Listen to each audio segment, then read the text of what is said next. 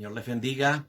Este es el tema 31 de nuestra serie, las dispensaciones bíblicas. Estamos hablando sobre la dispensación de la gracia y haciendo una comparación necesaria entre la dispensación de la ley y la dispensación de la gracia. Dijimos que la dispensación de la ley fue diseñada por Dios para funcionar con un sacerdocio bajo el orden de Aarón, un sacerdocio ritual, un sacerdocio de la figura, de la sombra, un sacerdocio que era un tipo en cuanto a la tipología, que anunciaba otra cosa que los israelitas no llegaron a ver. Mientras que el sacerdocio de Aarón operó todo el tiempo en lo físico, en lo natural, en lo terrenal, en lo concreto, con animales, con sangre, con fuego, con humo, con un templo físico, etc.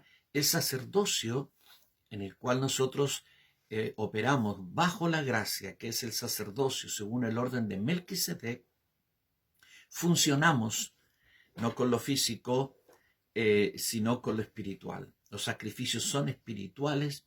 La realidad que manejamos y operamos, dentro de la que nos movemos, es espiritual, y todo es espiritual dentro del sacerdocio de la gracia, el sacerdocio según el orden de Melquisedec. Hay dos sacerdocios, uno para cada dispensación, distintos, completamente diferentes. Ahora, diferentes, ¿por qué?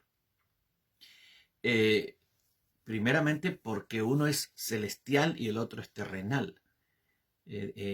Uno es bajo Cristo mismo, que es aquel que con toda bendición sido en el que hemos sido introducidos, y otro sobre tipos o figuras que hablaban acerca de Cristo. El sacerdocio, según el orden de Aarón, lo establece Dios por medio de Moisés, que era siervo de Dios, pero el sacerdocio, según el orden de Melquisedec, lo establece Dios por medio de su Hijo. Así que todo es diferente, superior. Por eso, el apóstol Pablo dice que ahora tenemos un mejor pacto, establecido sobre mejores promesas. Muy bien. Se le llama a nuestro sacerdocio real. Por eso dice Pedro en 1 Pedro 2:9, mas vosotros sois linaje escogido, real sacerdocio, nación santa, pueblo adquirido por Dios, para que anunciéis las virtudes de aquel que os llamó de las tinieblas a su luz admirable. Ahora mira, cada uno de estos sacerdocios, para ingresar a cada uno de estos sacerdocios hay que tener un derecho. En el caso de los sacerdotes, según el orden de Aarón, el derecho se llama derecho de descendencia. Tú tenías que ser descendiente de Aarón. Si tú podías probar que eras descendiente de Aarón directo, entonces tú eras un candidato para el sacerdocio. Había que cumplir también otros requisitos que se establecen ahí la ley, en cuanto a que no debiera tener defectos físicos notorios, pero lo fundamental era que fuera descendiente. Entonces, una ley. El libro de Hebreos habla, ¿no es cierto?, de que nadie toma esta honra para sí si no es llamado por Dios, como lo fue Aarón, ¿no es cierto? Pero en el capítulo 40 dice, versículos 12 y 15, llevarás a Aarón y a sus hijos a la puerta del tabernáculo de reunión y los lavarás con agua. Y harás vestir a Aarón las vestiduras sagradas y lo ungirás y lo consagrarás para que sea mi sacerdote. Después harás que se acerquen sus hijos y les vestirás las túnicas y los ungirás como ungiste a su padre. Y serán mis sacerdotes, y su unción les servirá por sacerdocio perpetuo por sus generaciones. Es decir, cada descendiente de ellos iba a ser un sacerdote, por causa de la unción que recibieron los primeros. Entonces, esa unción se transfería de un sacerdote al próximo, igual como una carrera de postas, donde uno empieza la carrera y lleva el testigo, ¿no es cierto? Y luego corre su tramo y entrega al otro la bandera, y ese sigue corriendo y lo entrega al siguiente, y ese al siguiente, y ese al siguiente, hasta que termina la carrera. El sacerdocio se iba entregando de unos a otros a medida que moría el que estaba ocupando el lugar, el puesto sacerdotal. Eso bajo la ley. Por lo tanto, dice que hubo muchos sacerdotes, muchos sacerdotes. Entonces, este es el derecho de descendencia, la ley de la descendencia, bajo la cual se establece y opera el sacerdocio de Aarón. Pero mira, bajo qué ley opera el sacerdocio según el orden de Melquisedec. Hebreos 7, 11 al 25. Si pues la perfección fuera por el sacerdocio levítico, porque bajo él recibió el pueblo la ley, ¿qué necesidad habría de que se levantase otro sacerdote según el orden de Melquisedec, y que no fuese llamado según el orden de Aarón? Porque cambiado el sacerdocio, necesario es que haya también cambio de ley. Y aquel de quien se dice esto es de otra tribu, de la cual nadie sirvió al altar, porque manifiesto es que nuestro Señor vino de la tribu de Judá, de la cual nada habló Moisés tocante al sacerdocio. Y esto es aún más manifiesto si a semejanza de Melquisedec se levanta un sacerdote distinto, escucha, no constituido conforme a la ley del mandamiento de la descendencia, como los sacerdotes del orden arónico, sino según el poder de una vida indestructible, pues se da testimonio de él, tú eres sacerdote para siempre, para siempre. Muy importante que recordemos esto. Eres sacerdote para siempre según el orden de Melquisedec. Queda pues abrogado el mandamiento anterior a causa de su debilidad e ineficacia, pues nada perfeccionó la ley, y de la introducción de una mejor esperanza por la cual nos acercamos a Dios. Y esto no fue hecho sin juramento, porque los otros ciertamente sin juramento fueron hechos sacerdotes. Pero este, con el juramento del que le dijo, juró el Señor, y no se arrepentirá, tú eres sacerdote para siempre, según el orden de Melquisedec. Por tanto, Jesús es hecho fiador de un mejor pacto. Y los otros sacerdotes llegaron a ser muchos, debido a que por la muerte no podían continuar. Mas este, por cuanto permanece para siempre, tiene un sacerdocio inmutable, por lo cual también puede salvar perpetuamente a los que por él se acercan a Dios, viviendo siempre para interceder por ellos.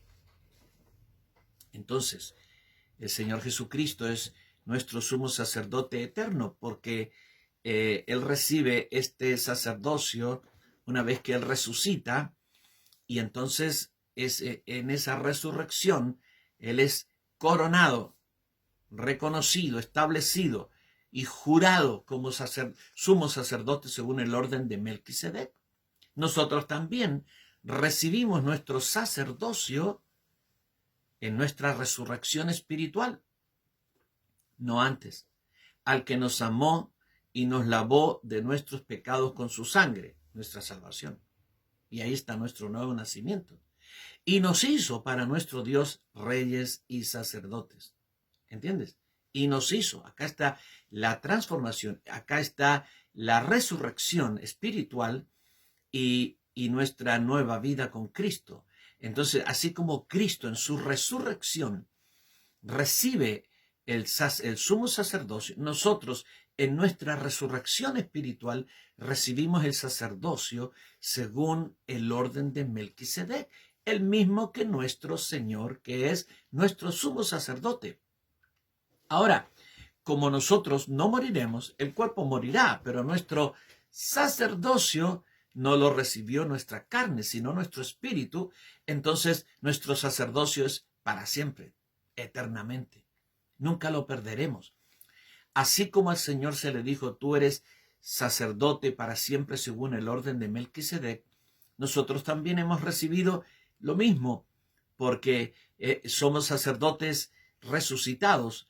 Es decir, cuando resucitamos se nos dio el sacerdocio en esta nueva vida, el nuevo hombre, ¿sí? Después de nuestro nuevo nacimiento, y entonces seremos sacerdotes y seremos reyes también, reyes y sacerdotes para siempre, según el orden de Melquisedec. Operamos no bajo la ley de la descendencia, sino bajo la ley de la vida indestructible. Entonces aquí hay una cosa importante, amado. Mira, muchas veces las personas dicen, él es el hijo del pastor, por lo tanto será el próximo pastor, porque aquí hay una descendencia pastoral. Aquí hay una ley que el hijo del pastor o el hijo del obispo tiene que ser el obispo, o el hijo del apóstol tiene que ser el apóstol. Mira, eso funcionaba bajo la ley. Eso se llama la ley de la descendencia. Pero en la gracia no es así. En la gracia, primero, todos somos sacerdotes. Primero. Segundo, en la gracia, todos aquellos que nacen de nuevo, no de la carne, sino del Espíritu, son sacerdotes del Señor. Entonces, nosotros vemos muchas personas, ¿no es cierto?, que son hijos de pastores y luego son pastores. Yo soy hijo de un pastor y yo soy pastor. Pero soy pastor no porque soy hijo de un pastor, sino porque Dios me llamó personalmente para ser pastor. No es una herencia que me dejó mi padre. No, no. El Señor en la gracia llama individualmente a cada uno al ministerio que tiene que ocupar. Hay hijos de pastores que nunca serán pastores. Y hay hijos de pastores que serán pastores, pero no porque su padre o su abuelo o porque hay un legado pastoral, como se habla, legado ministerial. Eso no es de la gracia, eso es de la ley. Entonces, si eres hijo de un pastor y Dios te llamó a ser pastor, gloria a Dios, pero no es por tu papá, es por tu Señor. Y si eres hijo de un pastor y Dios no te llamó a ser un pastor, gloria a Dios, te llamó a ser otra cosa. Y eso no tiene nada que ver, y eso de ninguna manera dice que tu papá fue un mal pastor o tú eres un mal hijo y no has seguido el camino de tu padre. Porque tu camino no lo estableció tu papá natural, tu camino lo estableció tu padre espiritual. Entonces hay mucha gente que está bajo un yugo. Es como que te exigen que tú seas lo que es tu antepasado.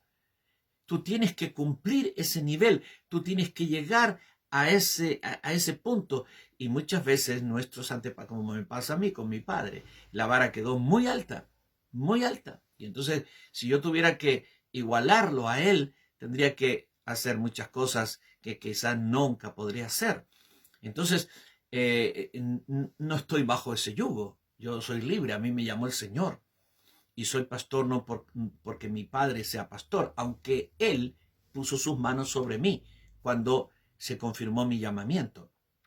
Pero él no me dio el pastorado, me lo dio el Señor. Entonces no es por la ley de la descendencia, es por la ley de la vida indestructible.